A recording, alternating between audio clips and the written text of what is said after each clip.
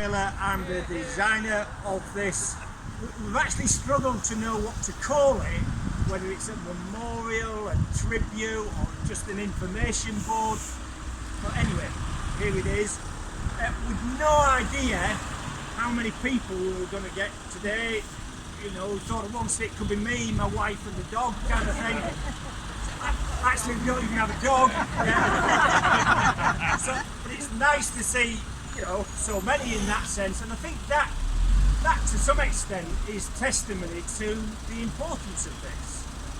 I would like to stress that this whole project is the brainchild of Howard Tomlinson, and he realised that what was missing in this area was something that would commemorate the wealth and depth of the industrial heritage that this place has. When I did the initial research for it, I was amazed really that what had taken place here. You know, 650 men used to be here. We put it at 12 o'clock today because it's the time the hooter went. Yeah. You know, that road would be packed with men on the bikes off for lunch. I think it's fantastic really, and yes, absolutely needs to be here. Very sadly, Howard died a few months ago and so has not lived to see this. I do hope we've achieved something that he really would be proud of. And it did sort of start to make me think, you know, why is it important? Why does it matter what happened here in the past? It's a bit like the Jimmy Nail song, Big River, one of my favourite songs, you know. If you believe I won't sing it because you can't sing it. If you believe there's a bond between our future and our past, try to hold on to what we have. We built them strong. We built to last. And, you know, I think that is kind of what we're doing here. That it does matter about what happened in the past because it affects the present. I think it helps to remind us that we are all just very small parts in this kind of never-ending flow of history, really. And you know, this is the only chance we get. This is the only chance we get to do something.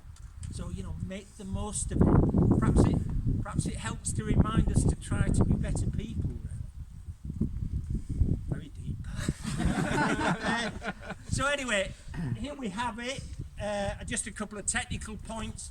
The steel is what you call core 10 steel, or generically it's weathering steel, and it will over the next 6 months, year, even longer, it will rust down to a lovely brown rusty colour, which I think is very appropriate when you look at pictures there. It will very much match that in colour. It will, however, be absolutely clean to the touch. That rust won't come off. And it's good for, who knows, 200, 300 years. So we'll all be gone by the time. The ship is HMS Begonia. It's a World War II corvette. It was built here in 1940. I could have put a trawler there because hundreds of trawlers were built here. But the kind of 10-year-old boy inside of me thought it would just be a little bit more dramatic if it had guns and depth charges, so that's why it's HMS Begonia. HMS Begonia in World War II did manage to give safe passage to over 800 ships in the Atlantic convoys. So, you know, it's worth having.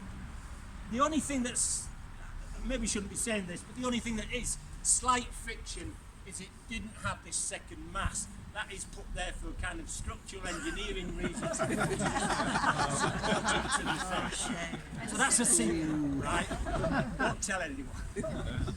And that's about it, really. I'm going to hand over to Anita. Where's Anita? Come here, Anita. Anita would like to say a few words and words of thanks. Can you all yours. Anita? Sorry? Right, this is Anita Tomlinson, and she, you know, in that sense, sadly, is the widow of Howard. So she is carrying on the work from Howard, really. Well, how do I follow that?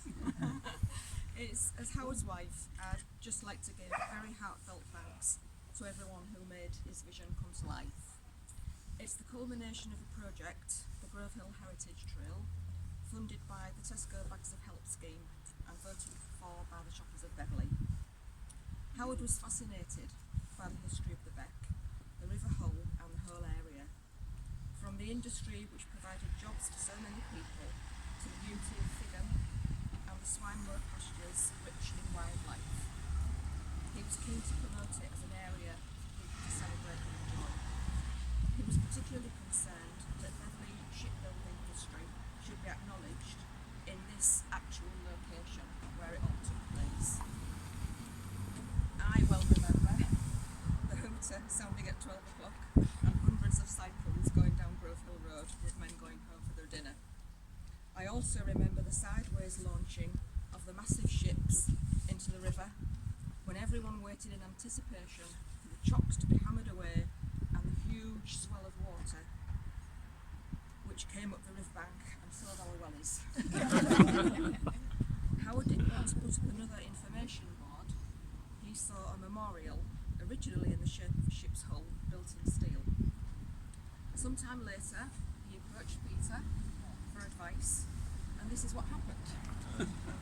When Howard passed away, Peter took on the role of project manager, as well as designing this wonderful sculpture. Used during World War II, he coordinated the completion of this tribute. Thank you to Peter, and to all those involved in making this happen.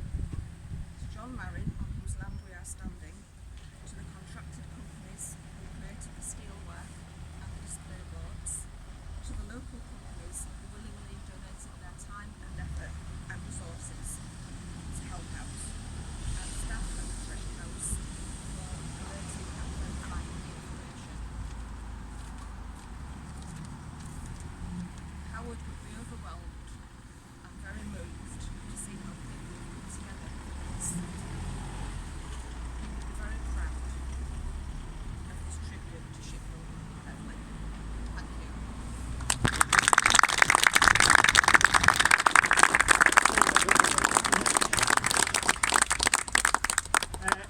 I just also would like to thank everyone that's been involved in doing this. It has been a wonderfully kind of combined effort. I won't name the people involved, it's always a bit dangerous, isn't it? You know who you are. Thank you very much for everything you've done to bringing it to fruition. Now we're going to get Anita here to just pull the ribbon, hopefully it will come apart. Yeah, big moment here, climax moment here. Might fall down. Yeah, don't rock it.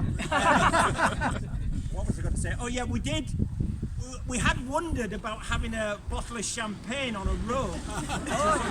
Hit against it. But having spent some considerable time trying to tidy up the place, you know, what you do with a broken glass. So you'll just have to imagine that. It is though kind of, you know, God bless this memorial and all who sail in her, really. So Anita, pull the, hopefully it'll... Camera's ready. 1, 2, 3. Yeah, we'll pull that. Hey. Hey.